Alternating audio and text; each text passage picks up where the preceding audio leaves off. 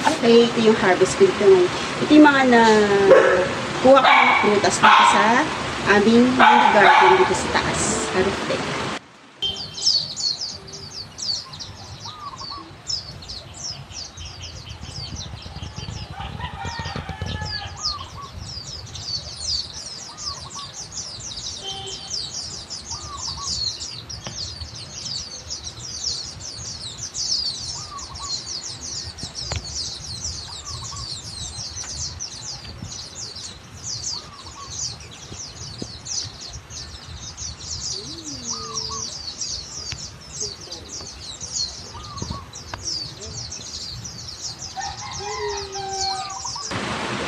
Ito blueberry.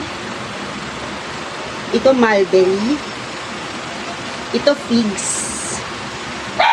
Ito manguelas. Kasama itong kumpol ng manguelas.